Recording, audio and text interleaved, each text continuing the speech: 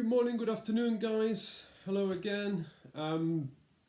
Today, everyone's favorite topic, we're going to be solving equations. We're going to start very easy. We're going to start with one-sided equations. That means equations where we have variables in only one side of the equation. And then we'll progress and move on to solving equations with variables on both sides. We're going to be using what is called the balancing method. It's just the only way, it's just the best way to really solve equations. Okay, and we're going to start super simple. Okay, we can take it easy. We've got plenty of time, just going to work through it. So if you find that ridiculously easy, just bear with me, enjoy the ride while it lasts. We will have plenty of time to complicate matters soon. So the most simple equation I could ever come up with, x plus 3 equals 8. This is my feeble attempt at trying to show you that in an equation, one side has to equal the other side. So think about it as a scale where if you take weight away from here, your scale is going to tip, so you need to keep it all in balance. So one side has to always equal the other side. So the objective of solving an equation is to find the value of x or y or whatever the variable we've chosen is called. So we want to have the x on its own. We want to get to a situation where x equals some value that we're trying to find. Now, think about this equation as a scale. On one side of the scale, I've got x plus 3. In the other side, I've got 8. If I want to have the x on its own, I need to get rid of that plus 3. So what's going to happen on this side of the scale when I get rid of the plus 3? My scale will tip this way because the 8 will be heavier. So if I have to keep things in balance, if one side has to always equal the other, if I take 3 away from here, I will also have to take 3 away from that side of the scale to keep it in check.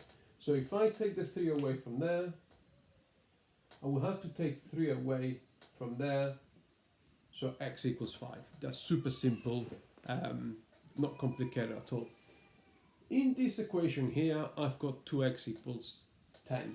Again, I think there's my child being killed there, but don't worry, he'll be fine. 2x equals 10. What operation is going on there? That 2, what's it doing? It is multiplying. So to get rid of that 2, I will have to divide everything by 2 because I have to do the opposite operation. So if I divide everything by 2 here, it's the same principle of keeping the scale the same, because if I half that side, the scale is going to tip this side, so I need to half that side as well. So x equals 5 again. Alright, next case there, I've got 2 operations going on. I've got the minus 7 and I've got the multiply times 3. So I need to think about what operation I have to do, what I need to get rid of first. And remember, if I am trying to end up with x equals something, my objective is x equals, then what I'm trying to do here is I want to isolate the 3x. So I need to get rid of the minus 7 first. So if you think about my scale, I've got a minus 7. To get rid of that minus 7, I have to do the opposite operation. If I've got a minus 7, and when I get rid of it by doing the opposite, I need to add 7. So I need to add weight on the scale. So if I add 7 on this side, so that minus 7 plus 7 becomes 0, I'm going to have to add 7 here. So I've got the 3x equals 22, and that's still a beautiful picture of my scale there. So 3x equals 22.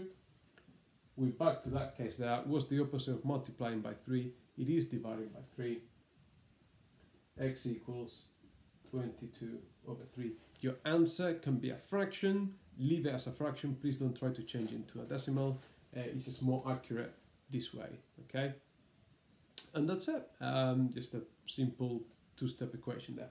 Maybe, sometimes, perhaps, you may have brackets to deal with.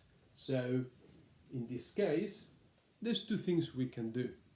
More often than not, you will be tempted to expand the bracket first. So you would do 4x, don't need that there, 4x minus 8 equals 16.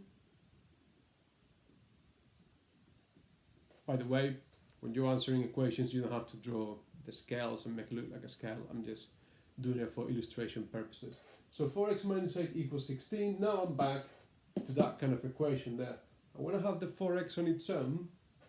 I need to get rid of the negative 8 by doing the opposite. So I need to add 8 to both sides of the equation. So 4x equals 24. Divide both sides by 4.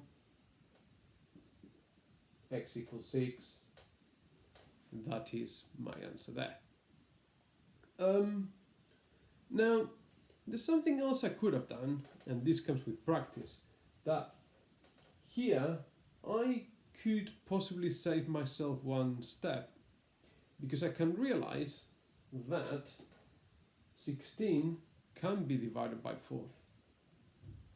So if 16 can be divided by 4, instead of expanding the bracket, I could divide both sides of the equation first by 4. So I will have x minus 2,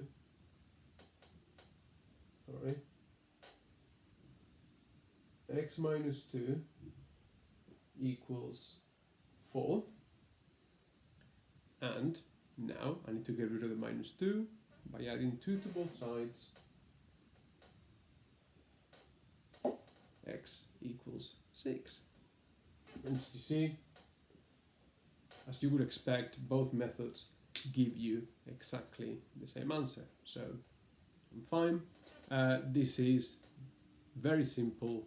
I'm sure you'll be perfectly fine solving equations with unknowns on only, or variables only on one side.